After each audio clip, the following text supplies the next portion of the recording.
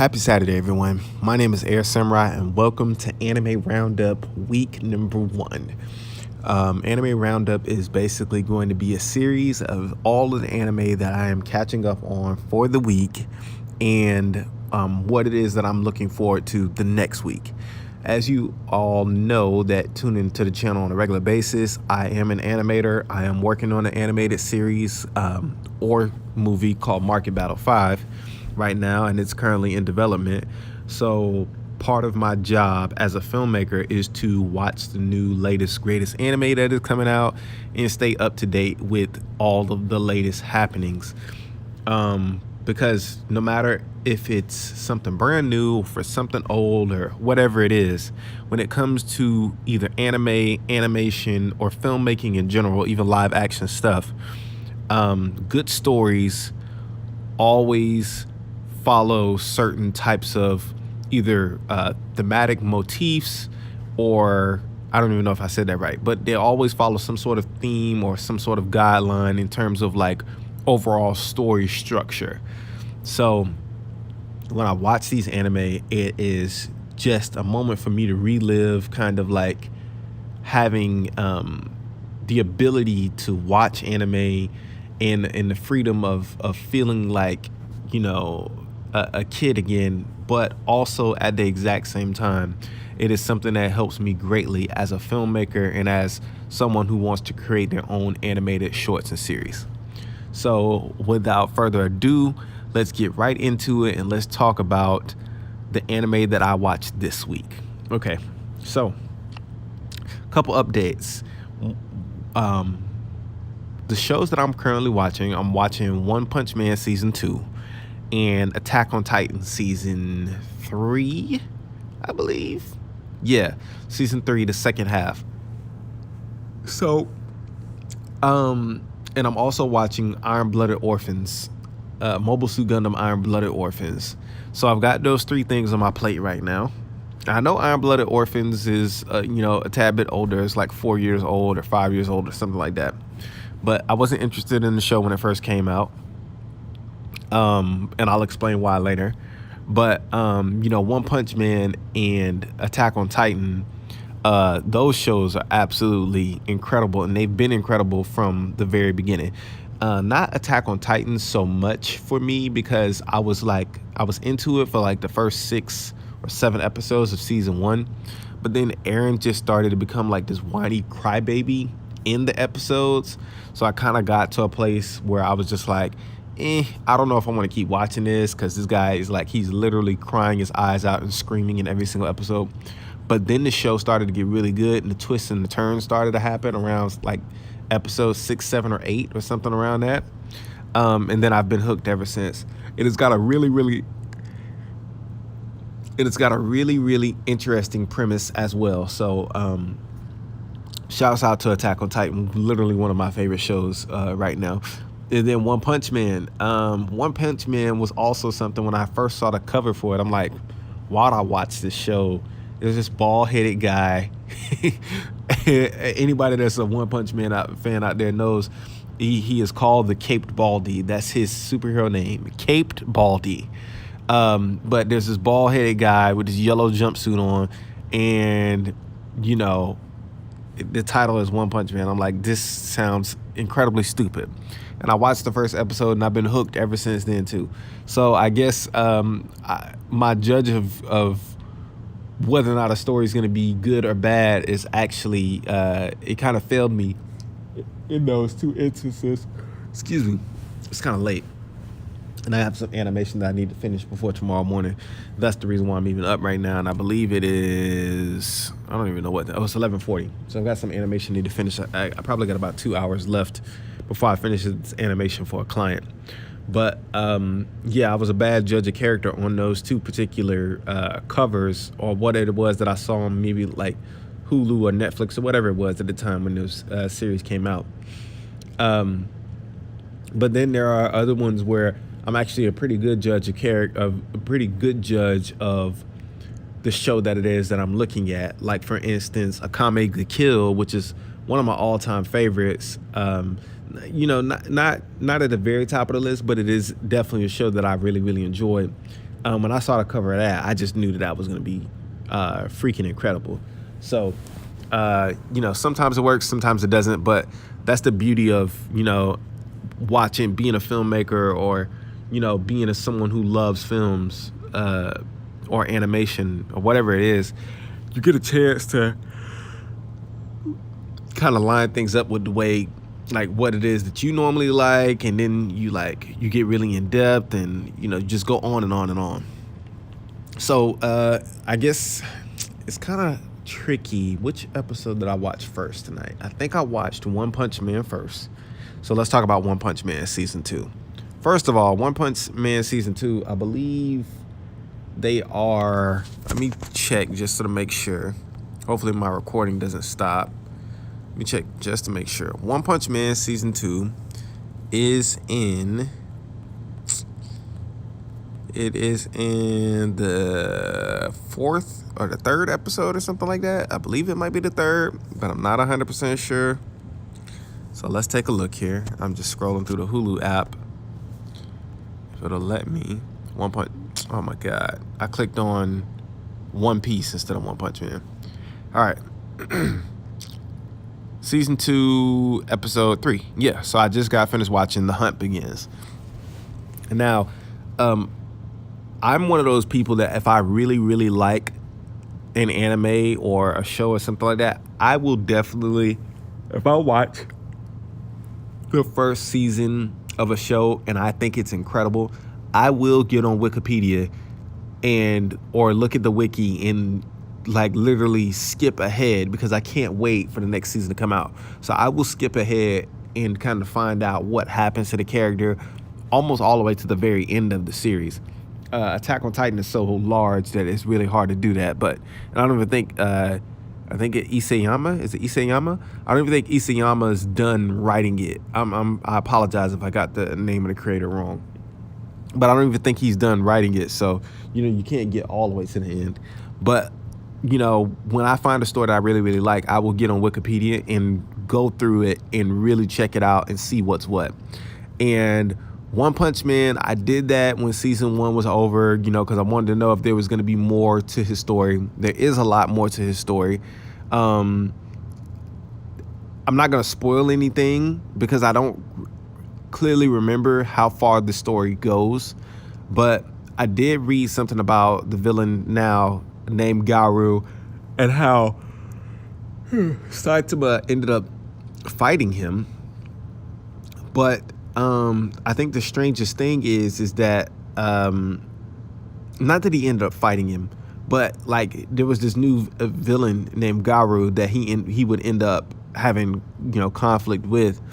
But to me, after season 1 happened, when Saitama fought that space alien that came down in that giant ship, I honestly didn't think that there would be someone that could even come close to matching that in terms of villains. I mean, I would think that instead of going down to being a human like Garo, which has yet to be 100% seen whether or not he is a human or not, but I thought that it would have to be another alien type being like the guy that he fought at the end of season 1, which was an epic fight scene, by the way, especially when Saitama unleashed the series punches.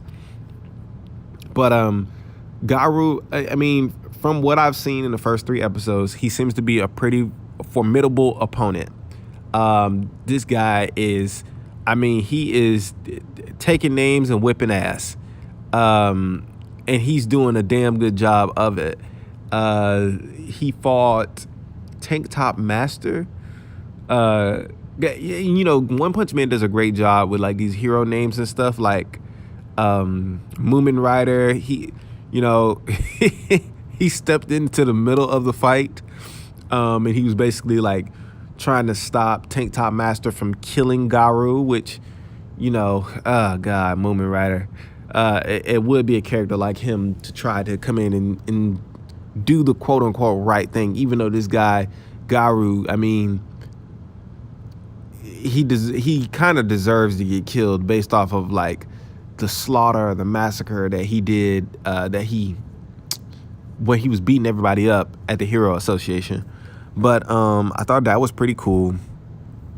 Moomin Rider obviously getting his face bashed into the ground. That wasn't cool. But the fight between him and Tank Top Master, I thought that was pretty cool until Garu basically showed them that he wasn't even really fighting. And he beat the living crap out of Tank Top Master and all his disciples. Then Garanzo, I believe his name is, Garanzo, he jumped in and tried to help at the last minute. He saw everyone else get the hell beat out of them. So I don't know why he thought that was a good idea. But I think, from a story standpoint, it was good that they put in the motivation of Garanzo, excuse me, basically getting kicked out of his class in order for him to, or getting kicked out of the dojo, or getting kicked out, stop being one of Bang's disciples. I think that was a good idea to have him be so furious about everyone else getting beat up and trying to, prove his worth. And he literally got into a situation where he forced himself out into a fight that he probably knew he couldn't win before he did it. But it set Saitama up to be a part of this, this martial arts tournament, which I thought was pretty good in terms of, a good catalyst or setup for there to what I believe is going to be a showdown between Garu and Saitama. But the episode goes on, and Saitama is, doing his normal thing, just being this doofy character, offering people bananas, and while they're laying in a hospital bed, he won't even peel it or give it to them, but he took one banana and took it and put it on top of one of the guy's broken foot, and the guy's like, it doesn't go there. So Saitama is being Saitama. But I think the coolest thing about this episode was nearly at the end of the episode, Garu was running through the city and he punched this one guy in the face that's like the leader. He's like a hero organization, like leader or something like that, or some sort of official in the hero organization. So he punched him in the face, and he was walking around with like these two ladies.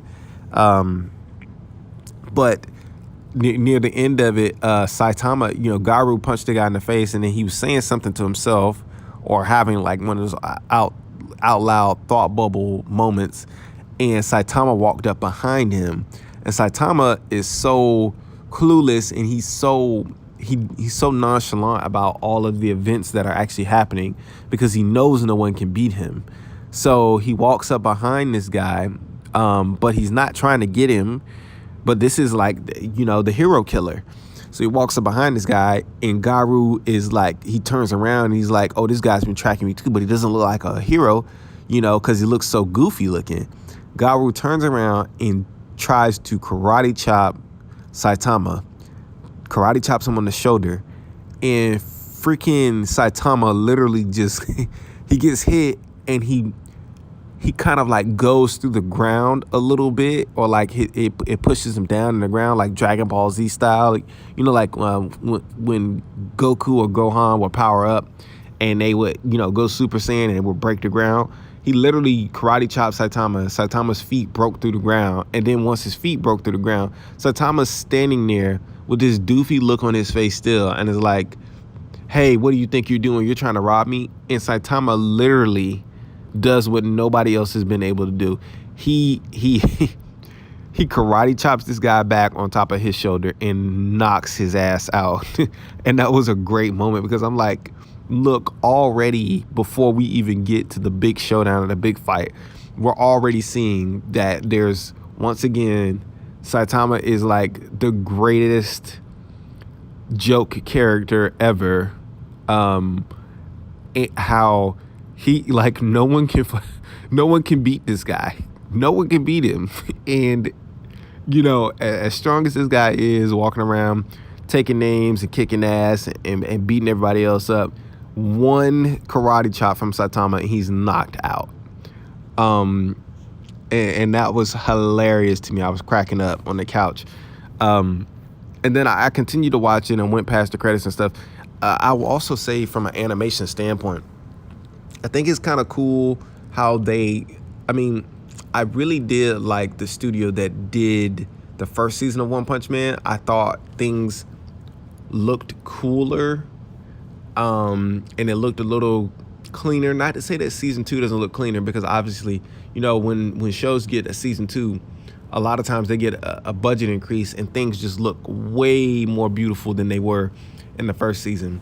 And we've seen that with Sword Art Online and Attack on Titan and a bunch of different other shows. But I thought that was really, I think the art style right now is good. It's just different. It's not bad. It's just different. But you can definitely tell there's a notable difference between what studio did in the season 1 and what studio did in the season 2. Also, too, Geno's has these weird shoulder pad things on that look like Swiss cheese. They're kind of weird looking. I'm not really feeling them all that much. Like, I get it that they're basically trying to show us that Geno's has some upgrades and stuff, but it's just, I just think the design choice is kind of odd. It's not bad, it's just odd.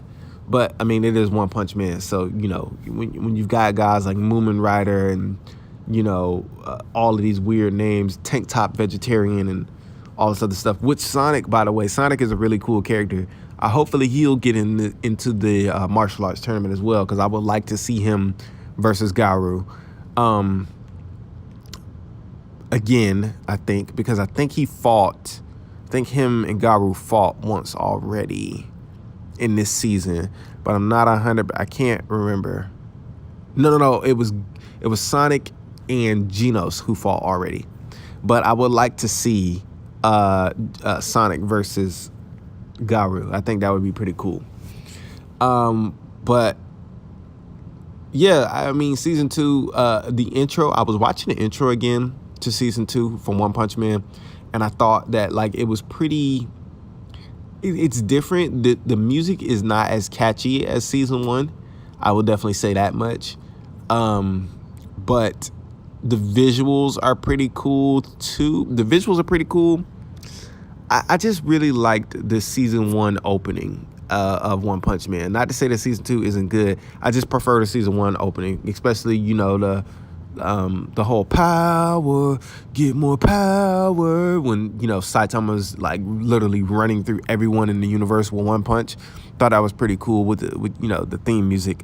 And season 2 is different. I think season 2 is hilarious at the very end of the opening credits, where Saitama is standing there with one fist up in the air and the world is spinning behind him and he's standing up in the universe. And then the last couple seconds right before the show starts, they flash to this happy, doofy looking face of Saitama with his fist still up, and he has the world underneath his he's carrying it like it's a basketball underneath his arm. So that's pretty funny. And it's always funny to see Saitama, with a doofy looking face, which is also I was driving through Los Angeles last week, and I stopped at a stoplight, and this guy was I think it was pretty late. I was coming home from getting something to eat, and this guy stopped at a stoplight next to me, and he had a Saitama plush. It was almost like a car air freshener. You know how you hang the little tree car air freshener from the rear view mirror, but he had that, but it was Saitama. It was like a plush head of Saitama, which I almost started to blow my horn and ask him where he got that, but then I was like, don't be weird, just go on Google it and see if you can get your own. So I'm putting it on my list of things to buy as 2019 continues to move on. Get a plush Saitama head and put it on my car. Now, the next thing that I ended up watching was Attack on Titan Season 2. Now, Attack on Titan Season 2, excuse me. Once again, I'm very tired. Oh my gosh, no, I just lost the background of Hulu on my TV, but it's fine. Attack on Titan Season 2, I think, is also really cool. But once again, no, not Season 2, Season 3, I'm sorry. Attack on Titan Season 3.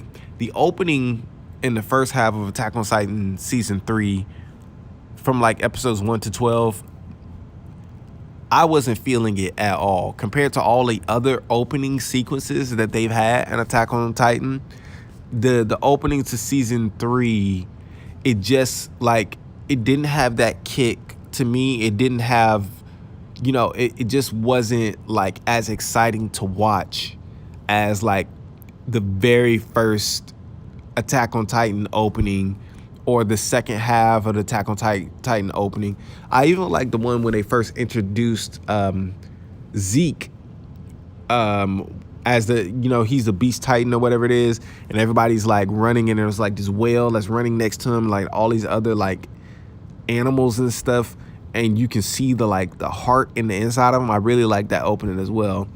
But the third season's first half opening was not all that great to me. I just thought it could have, like, for me, when a show opens, I need that opening to be something to really get me amped to watch this show. Something memorable, maybe something catchy, but it has to be to the point where it is cool and it's just different, and it really makes me go, wow, this is going to be a great episode or something. I think that's a really important thing if you're trying to hook your audience, because normally with a film, you don't get the theme song and everything, or like the opening first.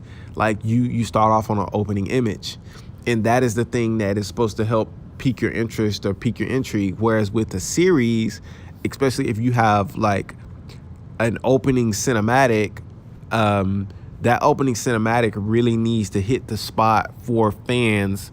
And there's a science, there's an art to it, but it really needs to hit the spot for fans or people of that series to really hook people before you even start off with the opening image of that episode or whatever it is that's about to happen. But I will say that episode 13, I thought, was phenomenal. I mean, I'm not talking about the episode as a whole. I'm talking about the opening cinematic. It is. I've watched a lot of anime. It is literally one of the most unique openings that I've probably seen in anime in recent memory. I mean, even, from the green tint and the colors to when, different people's credits come up on screen and there's like this paint splatter like color, but it kind of like has like blues and purples and pinks in it. I thought that was really, really creative and really, really cool. There may be other colors as well. I'm not watching the video right now while I'm recording this thing while I'm on the couch. But I thought that this opening was really, really cool. And I know that it must have been crazy time consuming to actually animate some of those shots in the opening cinematic, because there are a couple shots where like literally the camera's just moving from left to right, and you see Eren, Mikasa, and Armin all standing there, and they're looking at something, but it's off camera, and their heads are like slowly turning, so things are like moving in slow motion. So I know that must have been crazy to try to animate and get together, but I thought this opening cinematic sequence to me is like on par with season 1, the first opening cinematic sequence. I don't 100% remember the music, but I mean, it had to be pretty decent in order for me to think that it was on par. So, this opening cinematic sequence for Attack on Titan season 3, the second half, it is cool. You should check it out. Now, on to the actual episode. So, in the actual episode, I really, really thought that the opening image for Attack on Titan season 3, episode 13, was really cool. Now, they did a lot of kind of like backtracking and kind of like catch everybody up on the story and stuff, which is okay. I mean, I don't really feel like they needed to do it. The last episode, I believe, aired in October for season 3, and I know it's been some time, but like I guess when you're really an Attack on Titan fan, or you like really enjoy the show, like you remember all the events of everything that's happened, and I get it for them trying to catch up to others. It didn't throw me out of the story, but just like 20 or 30 some seconds that could have been saved towards more story. But the opening image was incredible, and this is what I'm talking about when it comes to new seasons of shows. When these shows do really well, and they get a budget increase, they show it off. Because that opening image, I mean, that wide shot was so beautifully painted. Everything from the sky, I almost said the sky and the trees and the grass and the buildings, and like it was immaculate. It was an incredible opening image. And then to go through the actual show and see them walking through the forest at the beginning, I really like what they did there with the sound design, where, the characters are talking and they're thinking, but you're not really hearing the sound of the horses, walking on the grass, or you're not hearing the sound, or, through the trail in the forest and different things like that. So I thought it was really, really cool.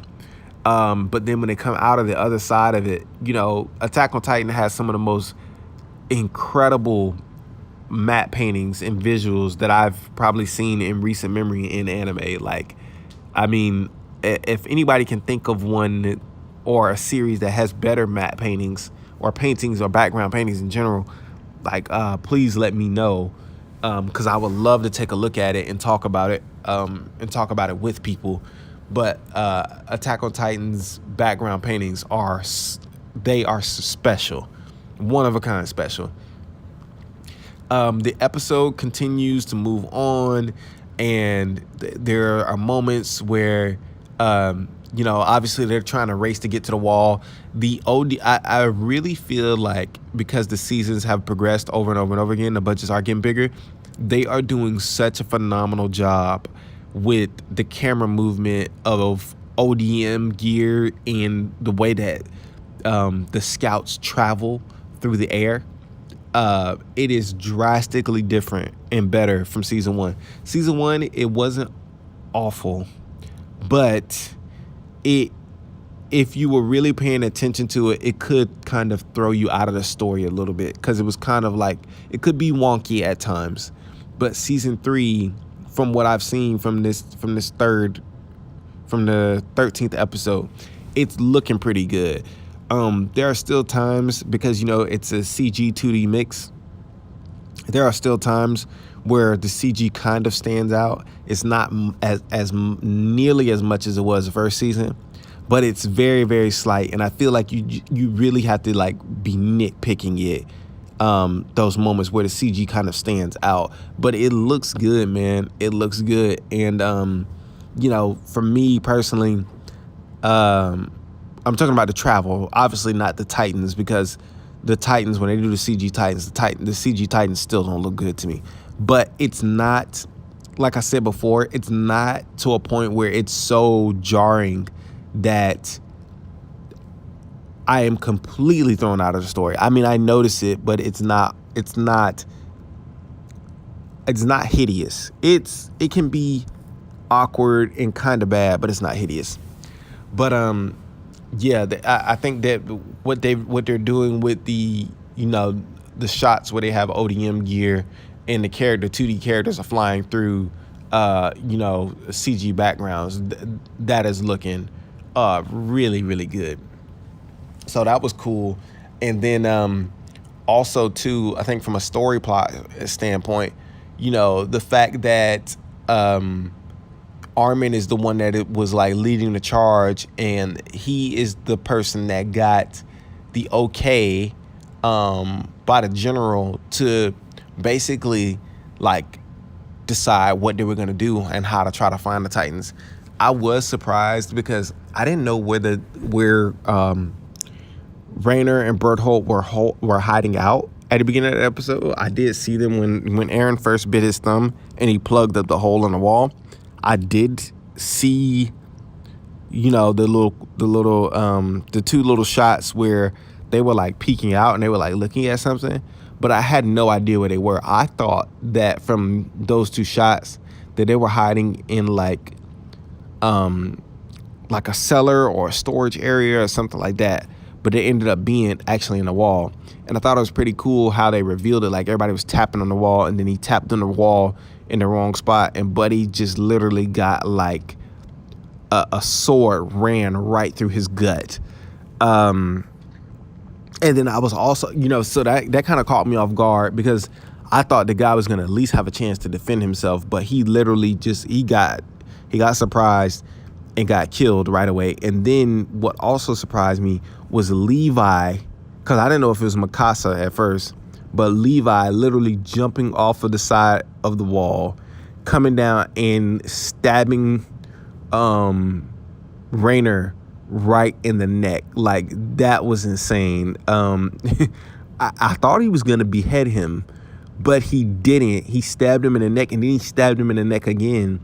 And then when I realized that Levi didn't behead him in that moment, because, you know, Levi's like literally the strongest human fighter in the entire series.